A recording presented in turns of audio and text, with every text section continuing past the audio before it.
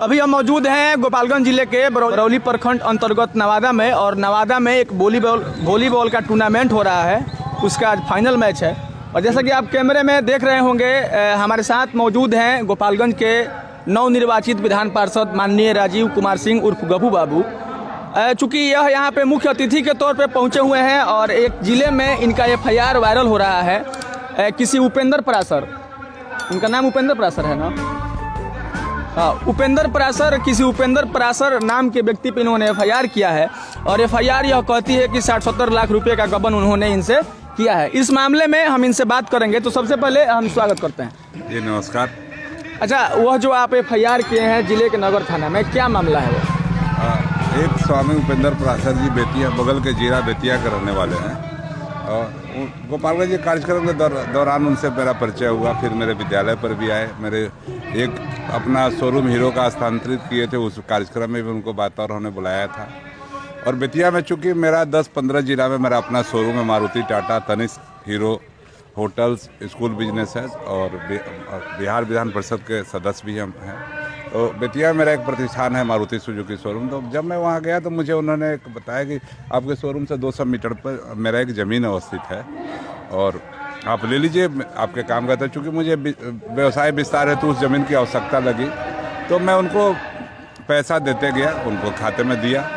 जब 1 साल बाद जब 60 लाख रुपया, उनको 55 लाख रुपया RTGS से खाते में ट्रांसफ़र किया और 5 लाख नगद जो उनका पुत्र और एक उनका सहयोगी आके गोपालगंज से लेके गया था। तत्पश्चात हमने जब रजिस्ट्री की बात की तो उन्होंने टाल मटोल करना शुरू किया और ये सिलसिला करीब 1.5 साल तक चला। पिछले 6-8 महीना पहले हम लोग चूँकि गए थे, काफ़ी लोग बात करने गोपालगंज से, उनके जो शिष्य कहते थे वो लोग गए थे और बात किया गया तो बोले मैं 8 दिन के अंदर दे दूँगा। और वो करीब 8 महीना भूमिगत हो गए। फिर मेरे पास चूँकि चारा नहीं चला तो हम लोग कानून और प्रशासन में विश्वास करने वाले, हमने 3 लोग लीगल नोटिस किया सर्व और तत्पश्चात हमने FIR दर्ज कराया। अच्छा, अब जब आप उस पैसे की वापसी उनसे चाहते हैं तो उनके तरफ से क्या जवाब मिलता है?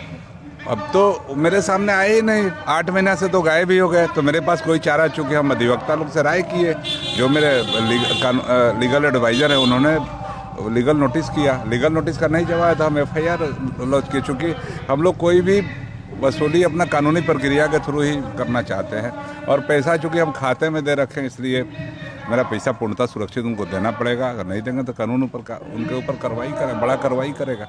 अच्छा, मतलब आप यह चाहते हैं कि कानूनी प्रक्रिया से वह या तो मेरा पैसा निकल जाए या फिर ज़मीन मिल जाए? बिल्कुल बिल्कुल। अब चलिए, ज़मीन तो देने से रहे, तो पैसा मेरा दे दे हमको, या फिर कानून अपने हिसाब से वसूली कराए। कोर्ट में जाएगा मामला, कोर्ट से उन पर सज़ा होना तय है बिल्कुल। क्योंकि अगर पैसा भी नहीं देंगे और ज़मीन भी नहीं देंगे तो निश्चित रूप से कानून, प्रशासन और कोर्ट कार्रवाई उनके ऊपर करेगा ही, पूरा भरोसा है। चलिए, जहां आप भाजपा को एक हिंदुवादी पार्टी समझते हैं, वहीं पे एक भाजपा के हिंदुवादी आप कह सकते हैं कि MLC साहब हैं, और इन्होंने एक हिंदू के नाम पे मठाधीशी करने वाले या फिर संतगिरी करने वाले उपेंद्र परासर पे ही FIR किया है।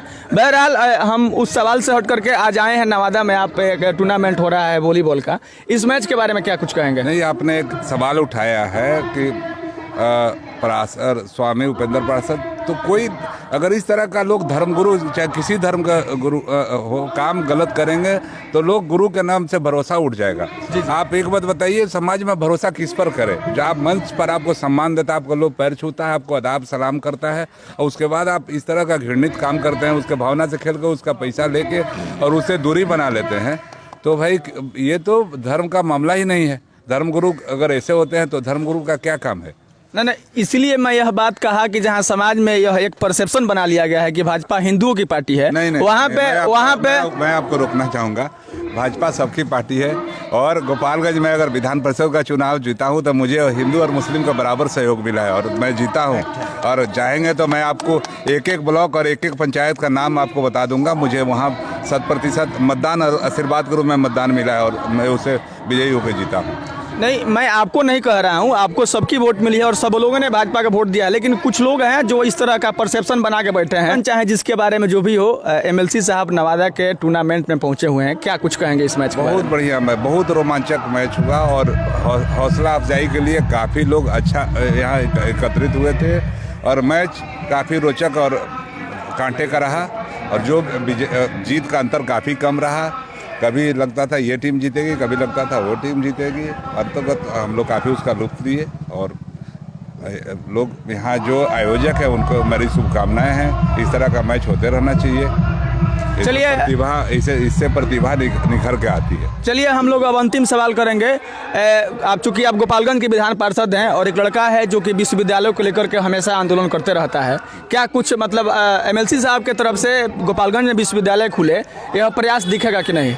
मैंने पिछले सत्र में भी मैं विश्वविद्यालय के लिए सवाल उठाया था, तो सरकार द्वारा कह के नकार दिया गया कि चूँकि एक सारण कमिश्नरी में एक जयप्रकाश विश्वविद्यालय है, इसलिए यहाँ जरूरी नहीं है। चूँकि सरकार ने इसको गंभीरता से नहीं लिया। पुनः भी जो हम लोग का सत्र बजट सत्र 27 फरवरी से चालू होना है, जो 4 अप्रैल तक चलेगा, इसमें मेरा मुद्दा रहेगा। बड़ा मुद्दा ये रहेगा, चूँकि यहाँ आज देखेंगे तो बिहार के बच्चे कोचिंग करने के लिए करोड़ों रुपया दे के और अपने परिवार से दूर होकर कोटा और कहीं कहीं जाके पढ़ते हैं। जिस निश्चित रूप से अगर विश्वविद्यालय खुलता है तो मील का पत्थर रहेगा। और हम लोग भी प्रयासरत है, अगर कहीं बड़ी ज़मीन मिलेगी, चूँकि मेरा जन्म धरती है, मोतिहारी मुझे जगह मिला था, काफ़ी बड़ा जगह आया था, लेकिन मेरा इच्छा है कि हम गोपालगंज में विश्वविद्यालय स्थापित करें। तो सरकार के द्वारा भी प्रयास कर रहे हैं और अपने द्वारा भी मन में इच्छा है। अगर आप लोग का सहयोग रहा, अगर आपके नज़र में भी कोई जगह चिन्हित करके बताएं, हम लोग उसको खरीद के विश्वविद्यालय बनाने का काम करेंगे। ये थे हमारे साथ गोपालगंज के विधान पार्षद माननीय राजीव सिंह उर्फ गप्पू बाबू। इन्होंने मेरे तमाम सवालों का बेहिचक जवाब दिया। ऐसी तमाम खबरों के लिए आप बने रहिए हमारे साथ। धन्यवाद।